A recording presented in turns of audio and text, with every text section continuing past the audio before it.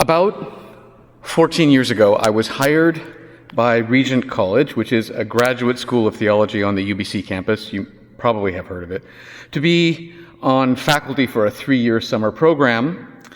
The program was called Pastoral Science, and the goal of that program was to equip pastors and church leaders, especially, not only, but especially from the evangelical world, to think more positively and courageously about science.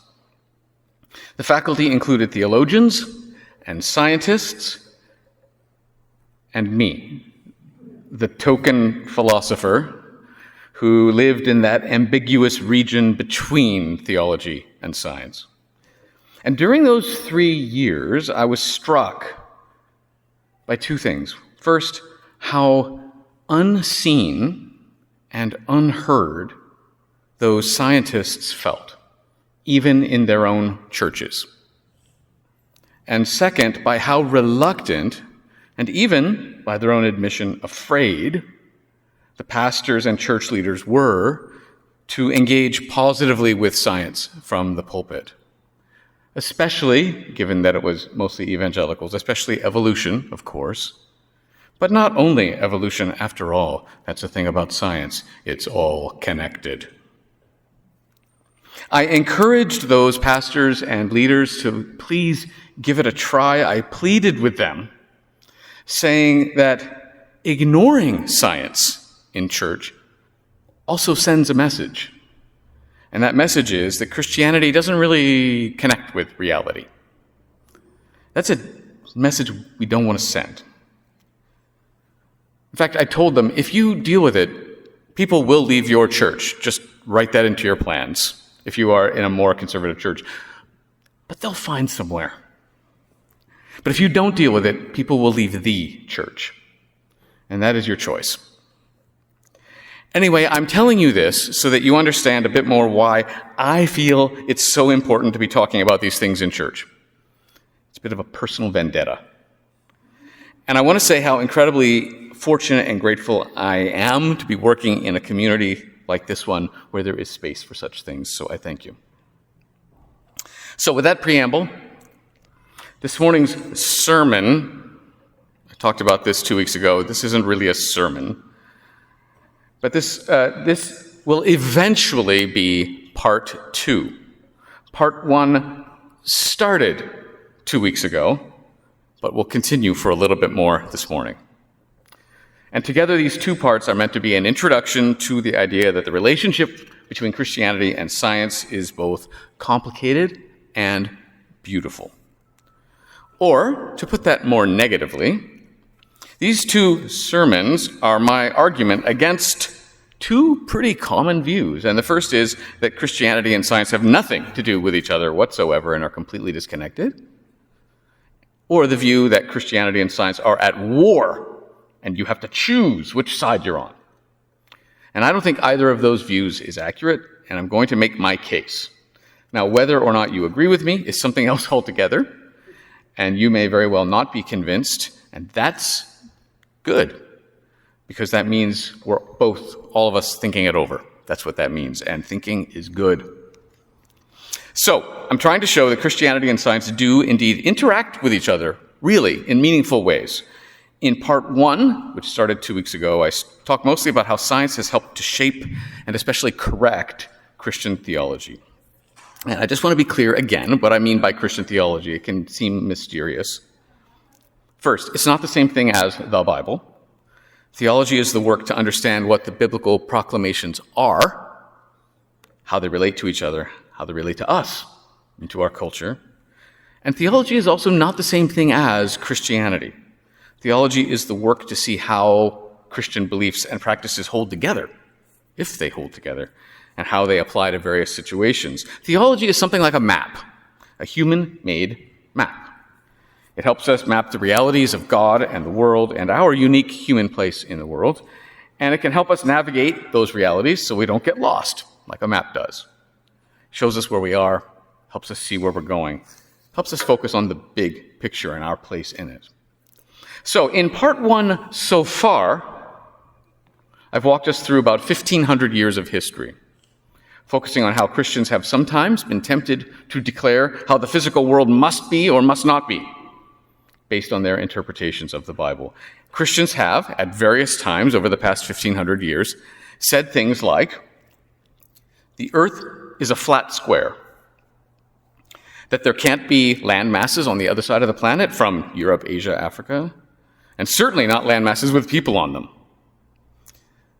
They've said that the moon must be bigger than Saturn, that the earth doesn't move, and that everything else in the universe moves around us, that the entire cosmos is about 6,000 years old, and that all human beings are descended from a single human couple who lived quite recently in the Middle East. And for those same 1,500 years, both pre-modern and modern science, which is a flawed but self-correcting study of the world, these sciences have steadily corrected those Christian misunderstandings. And that's good, because by ruling out false interpretations of the Bible, science has set Christians free to find better interpretations that really get to the core of the good news about God, the world, and what it means to be human. Now, there are two things left to talk about in part one, and then we can move on. First, I want to make more clear that for all of those 1,500 years, while there have been some Christians saying foolish things about the physical world based on their reading of the Bible, there have also been other Christians highly embarrassed about that. In fact, Christians who get really annoyed about that. And that's interesting when people get annoyed. So I'd like to read you one example. I'm going to read to you from St. Augustine, an early Christian bishop in what we call Northern Africa. He continues, Augustine, to have an extraordinary influence on the theology of many Christians today, even those who have never heard of him. A lot of unknowing Augustinians walking around. Anyway, I want you to listen to Augustine's annoyance with his fellow Christians who have, and I think you know what I mean, Christians who have less knowledge but more volume. You know, that inverse relationship between intelligence and volume. Augustine wrote this: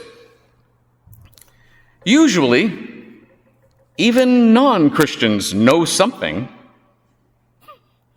about the earth, the heavens, about the other elements of the world, about the motions of the stars and even their size and relative positions, about the predictable eclipses of the sun and the moon, the cycles of the years and the seasons, about the kinds of animals, shrubs, stones, and so forth. And this knowledge, these non-Christians hold as being certain from reason and from experience.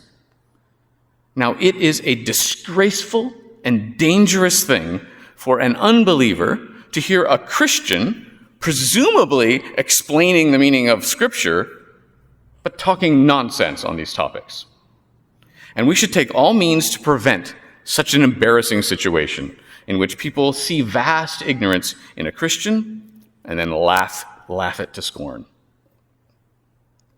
In other words, says Augustine, Christians should not spout scientific nonsense. Why would a non-Christian even consider being part of the kingdom of God if it looks like a kingdom that believes and proclaims false things about the earth? To that person, Christianity would look more like a reality-denying cult than a kingdom that embraces, explores, and loves reality. For this reason, Augustine had a passionate commitment to take science seriously, and he had an angry impatience with Christians who did not take science seriously. And while that passage could have been written yesterday, that rant was actually from 1,500 years ago. And I know about that rant because of a visiting scholar at UVic. In 2007, Michael Ruse visited our city and gave a public lecture at the University of Victoria. He died just a few months ago, I found out, age of 84. He was a well-known philosopher and historian of science, and one of his areas of expertise was the relationship between Christianity and science. He was often just as an aside, an expert witness in those high-profile court cases in the States in recent decades where public school boards were trying to suppress the teaching of evolution in the public schools, and then they'd go to the high courts. And he was often an expert witness trying to make sure evolution is continued to be taught in school. So he was well known, and his public lecture was really well attended. It was the middle of the week, an evening in the middle of the week, and I remember that every seat in that auditorium lecture hall was filled. People were standing at the back, and people were even sitting on the lecture auditorium steps all the way down to the front. Don't think the fire marshal would have been happy with the situation. In the midst of that lecture, delivered by a guy who was a self-proclaimed agnostic about religion, and this was at an event sponsored by the philosophy department at a secular university, in the midst of that, Michael Ruse said something that surprised just about everybody there. It was an aside from his prepared talk. It's those moments where they look up and they just start ranting. And I don't have it word for word, because I wasn't recording it, but here is an accurate enough paraphrase written down by me very soon after. He looked up from his notes and he said approximately this. By the way, for those of you who think Christianity has always and must always be opposed to science, I want to set the record straight. Traditional Christianity has long realized that there need be no conflict with science. More than that, traditional Christianity has quite often been supportive of science. Christians have been some of our leading scientists.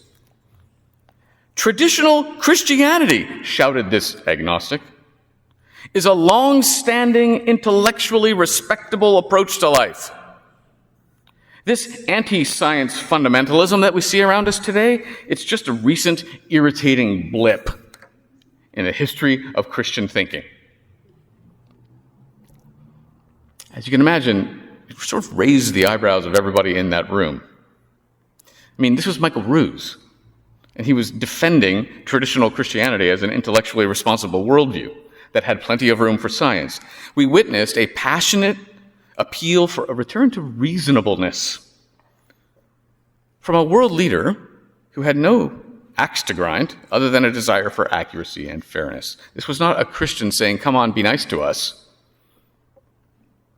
And it worked. My own research after that, in part, was inspired by his visit and a few conversations I got to have with him.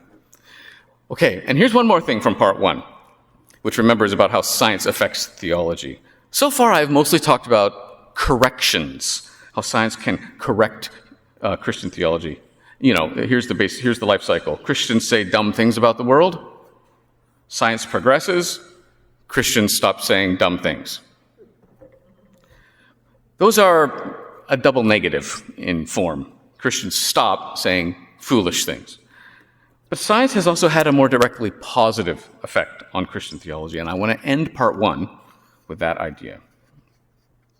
Now, I've said these things before, and so did Sarah in her prayer. But the more we learn about the art of this world, the more we are in awe of the artist. We are the art appreciators in residence. Studying God's creation brings us closer to God. Science can be part of a life of worship. So here's one example of science enhancing theology in a positive way, and I'm going to take this example from evolutionary biology. Ooh, edgy. For a long time, before there was any scientific reason to think otherwise, Christians tended to think of the world as something like an extremely intricate painting by God, where everything was in its place, just so, in perfect balance. And it was an old painting, somewhere around 6,000 years. But then geology came along and showed us how deeply old the earth is. And astronomy showed us how deeply old the cosmos is. And evolutionary biology showed us just how deep and long the story of life is. Not only that, not only deep time, but geology has also shown us that what we thought was set in stone, if I may use that expression for geology, has been changing. The continents are slowly drifting across the surface of the planet, and sometimes they crash into each other in slow motion and create Mount Everest. And astronomy has shown us that the universe is changing as stars move away from us and from each other. And evolutionary biology, of course, has shown us that the very forms of life themselves have been changing for a long, long time. Some Christians, as you know, have responded to all of that as a threat in a way that would irritate both St. Augustine and Michael Ruse. But others have allowed that science to deepen their theology. These Christians have realized that God is still the great artist, just not quite in the art form they had thought. Rather than life on earth being an intricate painting 6,000 years old, life on earth is a film, billions of years old. What we see around us right now, in all of its intricacy and beauty and wildness and power, is just the latest frame in that film. Rather than God as painter, we have something with another dimension to it. God as filmmaker. And not only that, a filmmaker who makes a film capable of participating in making itself.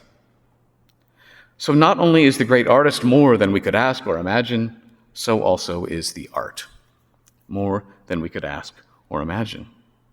Awe and wonder and mystery and worship, science has affected Christian theology in positive ways.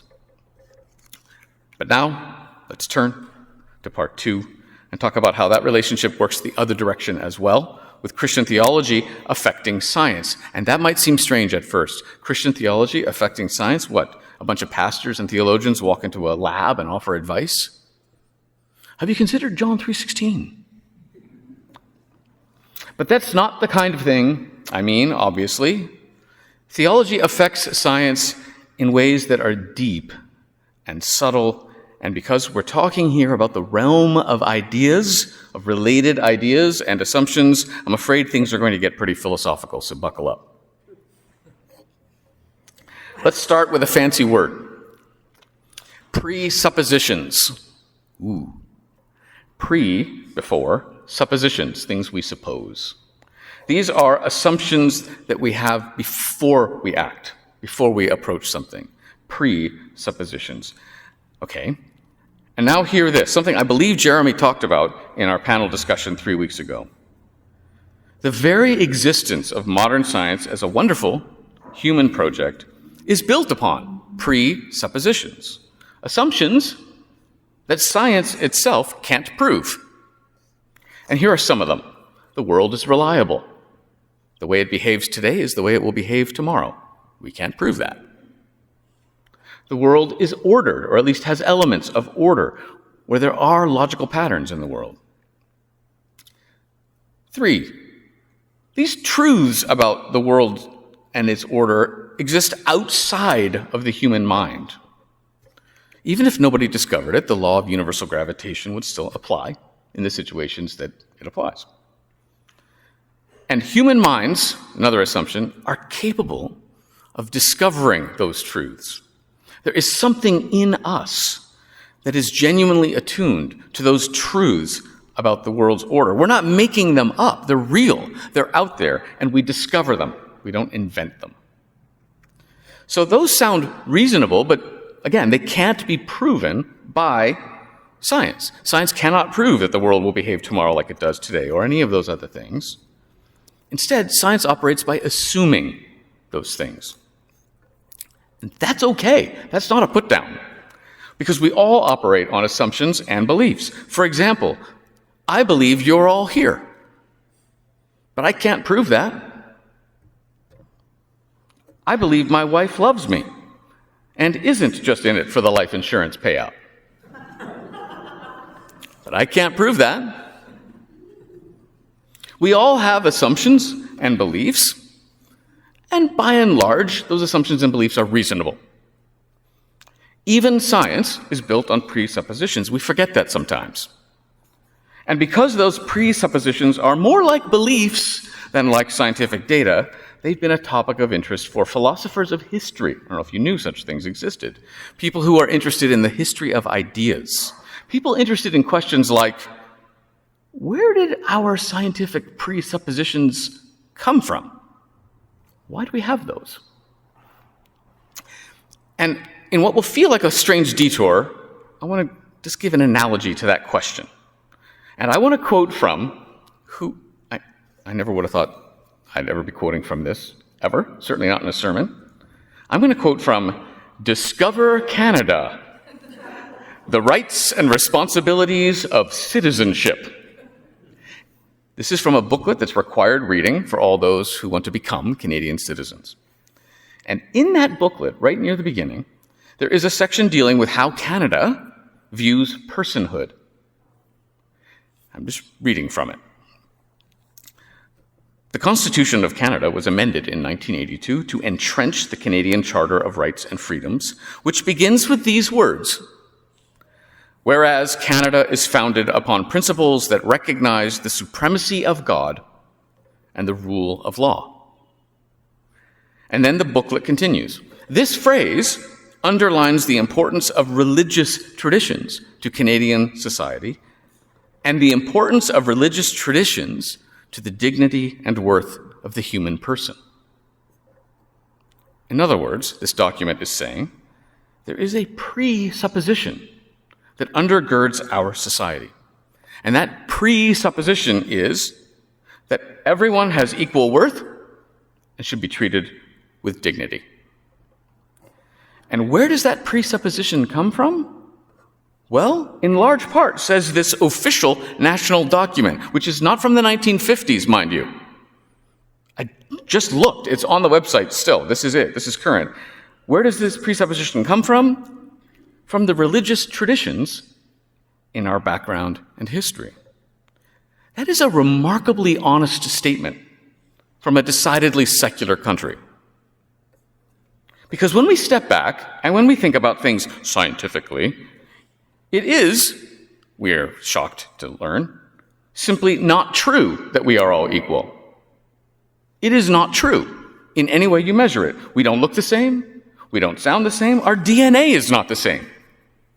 Some of us are stronger, smarter, more artistic, more thoughtful, more coordinated, more musical, more socially intelligent, more introverted or extroverted. No matter how you measure us, we are not equal. But under the law, we are. Why is that? Well, says Discover Canada, The Rights and Responsibilities of Citizenship, it's actually a belief. It is an assumption. It is a presupposition formed from our religious past.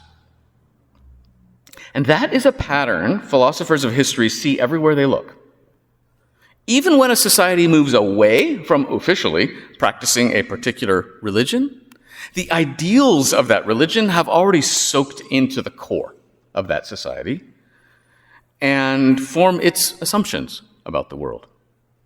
The religious beliefs soak in so deeply that they're no longer noticed as religious beliefs. They're just things we all know, things we all assume. And we can see that same pattern in the long story of the rise of modern science. About a year ago, we began our study of early Genesis, and one of the important things we saw was how the creation stories in early Genesis proclaim into an ancient Near Eastern context some radically different good things about God, the world, and what it means to be human. Specifically, God is a loving creator of this world. The world is good. The world will stay good. God is something like an artist, and that makes the world something like art. And the art of the world is also a gift from God to us, to those of us human beings who are declared to be made in the image of God. So in a sense, as image bearers, we humans are little artists or art appreciators. God delights in the world. There's that word again. We too are called to delight in the world and love it and come to know it and name it. These are religious beliefs, but they have also, over time, come to form the assumptions and the presuppositions of our Western culture.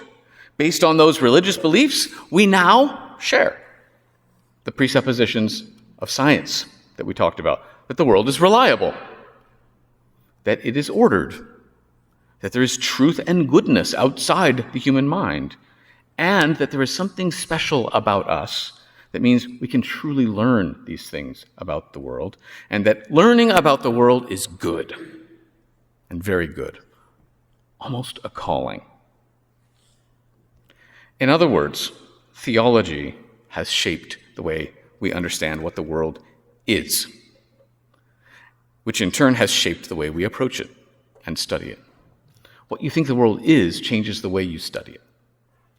The ancient Greeks, at the beginning of Western culture, used to think about the physical world in demeaning ways. For them, the physical world was always a disappointment, precisely because it's physical. That was the problem. For them, the ideal was geometry. And the world was like a geometry drawing. And like all drawings, it only approximates the ideal, but never was the geometric ideal. Let me give you an example. The moment you draw a circle, the moment you make the idea of circle physical, it's not a circle anymore. It's not perfect. There's always error. If you zoom in enough, it's just not a circle anymore. It's chaos. The idea of a circle is real, but for the Greeks, the moment of incarnation, the moment of becoming physical, is a step down, away from the ideal. So the physical world is always disappointing. Incarnation, bad. But Christian theology soaked into Western culture and changed the way we think about the physical world. The world is not a disappointing geometry diagram, but rather a work of fine art. It is something to engage with physically, like art, with our senses, something to delight in, something good, something not trying to be something else, but something that is good, that is exactly what the artist intended.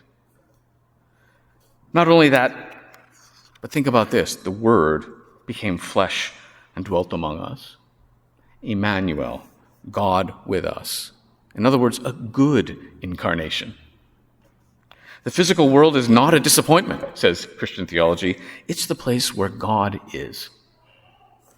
And once that change soaked in about the physical world, over centuries and centuries, it became possible to think about studying the art of the world with our senses, just as we would engage any work of art. The ancient Greeks believed we should leave our senses behind as we think more and more deeply about the world. Modern science, though, engages the world with our senses. And therefore, modern science gains knowledge about the world the way we would experience a work of art. So how did we make this big change? How did we change so deeply from the way the ancient Greeks think about science to the way we think about science? And again, say some philosophers, and not just Christian philosophers, mind you, what happened was this: Christian theology soaked into the core of Western culture. And while we may have become less and less officially Christian, Christianity has nevertheless soaked in and shaped our presuppositions about ourselves and about our world. Theologically, as a culture, in the past, it was common to see ourselves as fellow children of God. Now, in a more secular setting, we still see ourselves as equal under the law, of equal worth, to be treated with equal dignity. How did that happen? The theology soaked in. Theologically, in the past, as a culture, it was common to see the world as art, God as the great artist, ourselves as the art appreciators in residence, whose study of the art of the world led to a greater knowledge of the artist. Now, in a greater secular setting, we still see the world as something reliable and ordered, and we still see ourselves as somehow called to engage that world with our senses and gain real knowledge about it. And we see that scientific practice as good. It's soaked in. I want to come back one more time to Michael Ruse, that agnostic, ranting philosopher of science at UVic. During his rant about traditional Christianity, he even said this to his already astonished audience. "I think you could even make the case," he said, "that Charles Darwin could only have formulated his theory of evolution through natural selection in the context of the things proclaimed in early Genesis." So, to summarize this non-sermon, part one, science has helped us fine-tune our understanding of Scripture. Science has also expanded and deepened our awe and wonder as we think about the great artist and the art of this world. But also, part two, science itself is based on presuppositions that have been profoundly shaped by Christian theology, by the understanding that the world is good and ordered and reliable and filled with goodness and truth, and by the understanding that we, humans, have a special place in this world, equipped as we are to appreciate the art of the great artist. The relationship between Christianity and science is complex and it is beautiful. And again, you don't have to agree with me about that. And I realize that these have not been typical sermons, but based on my experience in that summer program with Regent College, I wanted you to hear this from the pulpit on Sunday morning. Science can be an important part of our worshipful response to God's artistic goodness, to the gift of this wild and precious world. It's not the only way we can respond worshipfully, but it is an important way to respond worshipfully. All truth is God's truth, so let us seek out as much as we can. In the arts, in literature, in daily acts of love and mercy and stewardship, and in the sciences. Thanks be to God, the great artist. Amen.